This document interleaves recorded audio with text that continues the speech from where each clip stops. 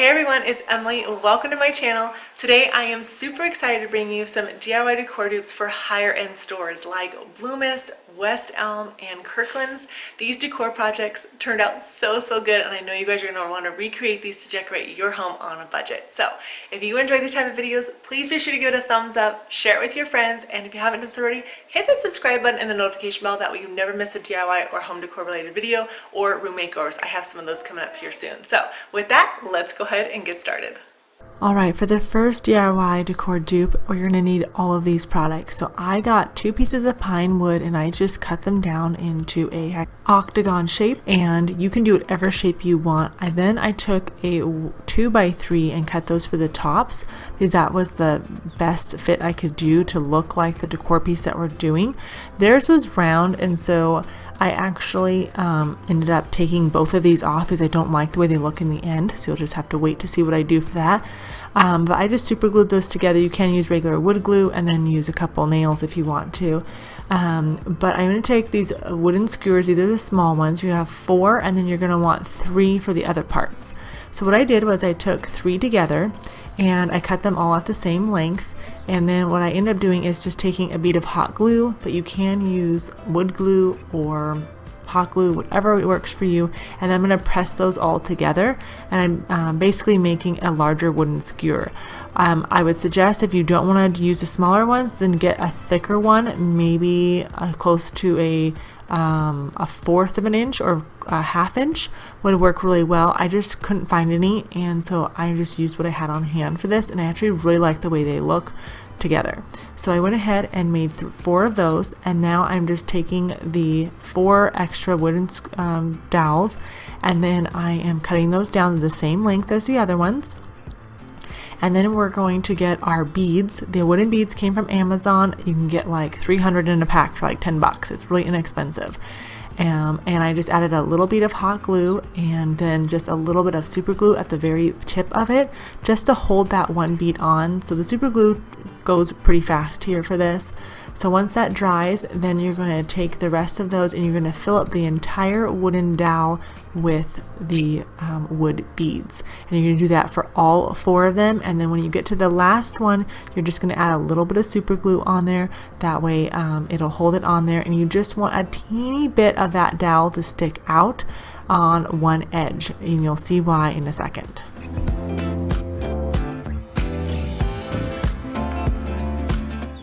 So now that I have 4 wooden dowels and then the 4 beaded dowels, I'm going to start hot gluing those down to the octagons. But I'm doing it on each corner, and I'm going every other. So I'll do a straight dowel, a beaded dowel, straight, beaded. You can do whatever your preference is, but there's 4 of each, so just alternate those. And I'm going to show you actually another way to attach these, which I think is better and will last longer, but you can do whatever works best for you and whatever tools that you have. So the first part of this is done. I think it's looking really awesome.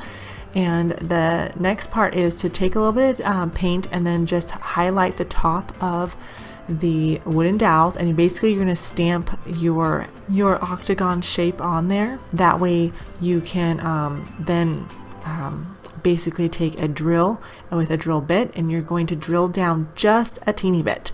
That way it's sunken in just a little bit. So all the parts that had the white paint, I went ahead and drilled through, not all the way through, just about maybe 1/8 of an inch down or so, and I sanded that down so it's nice and smooth.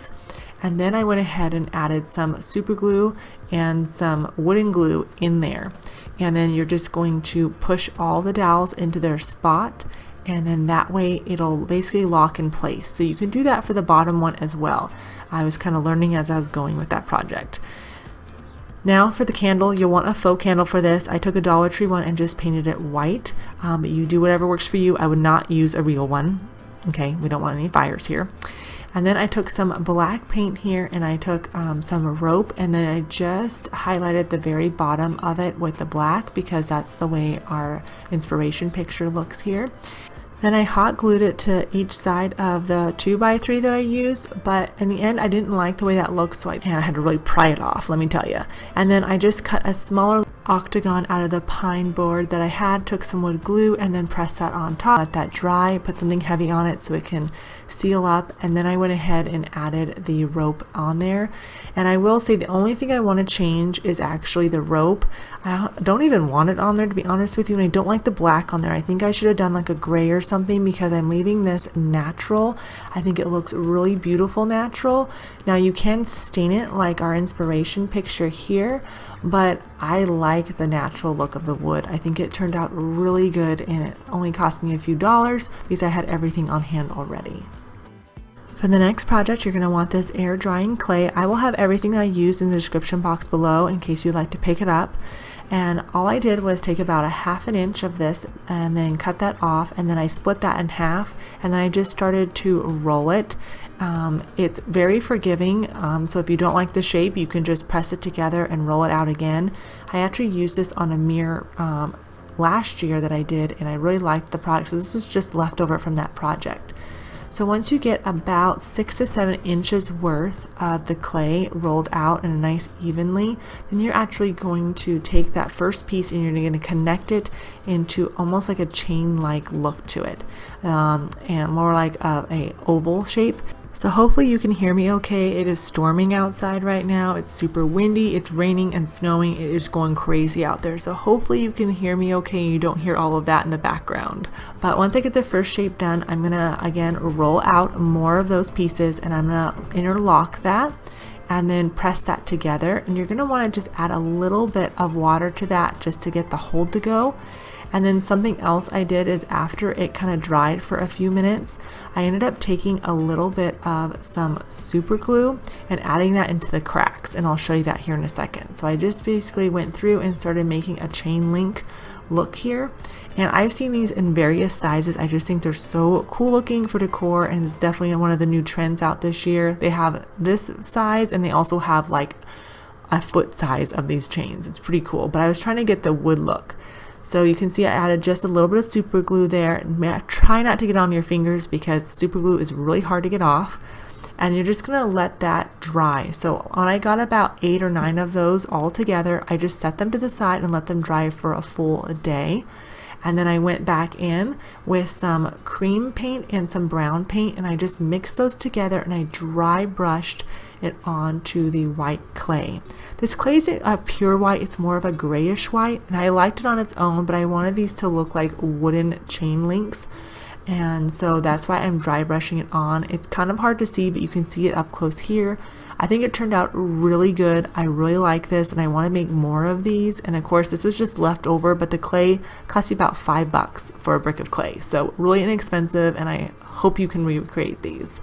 For the next DIY, you're going to need a couple supplies. I got these large wooden dowels in a 3-pack from Walmart for $2. Really inexpensive, and what I did was I cut them down. I ended up cutting one of them into thirds, and then the other one I just cut off a third of it, and I left the solid piece.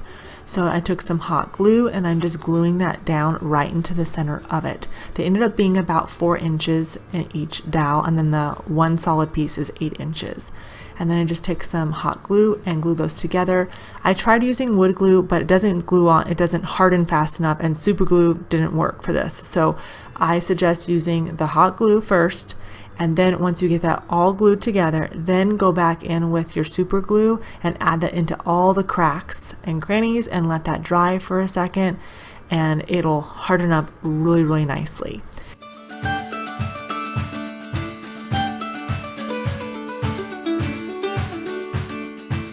And then I went ahead and took my hot glue once the other glue was dry, and I spread that into each of the cracks, and then I took a paintbrush in my fingers and I rubbed that all the way in to basically almost make it look like it's welded on, because that's the way the picture looks, and then you can just sand off any extra that you may find on there.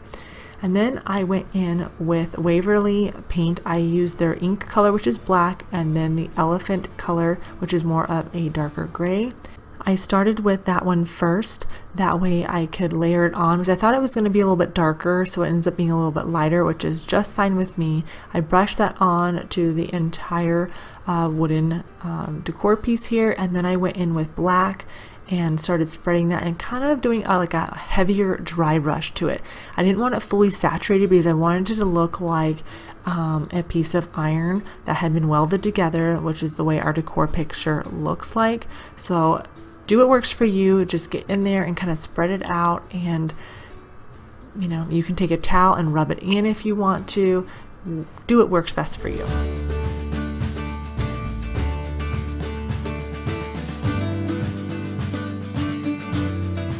I think this project turned out really well, and I really like how large it is. You can do smaller or really large if you want to, but $2 versus the 18.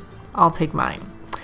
The next one, I picked up this cutting board at TJ Maxx for $6.99. It was the best pricing. TJ Maxx was $12 and Home Goods was a little bit more.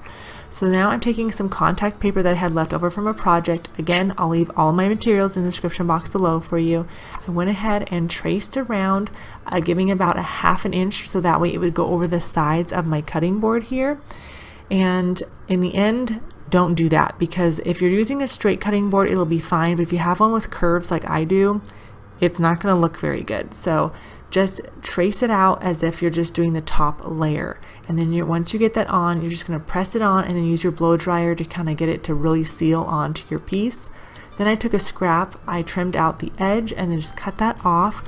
And that way I could trim up the edge and cover it really nicely. So you're just gonna layer that on and then press it and then blow dry it. That way it gets a good seal. And you're gonna do that all the way around the edging if you want it to be edged out or not. Our inspiration picture was. But I love how simple and easy this DIY was, and also how beautiful it came out for a fraction of the cost that you'd pay at West Elm.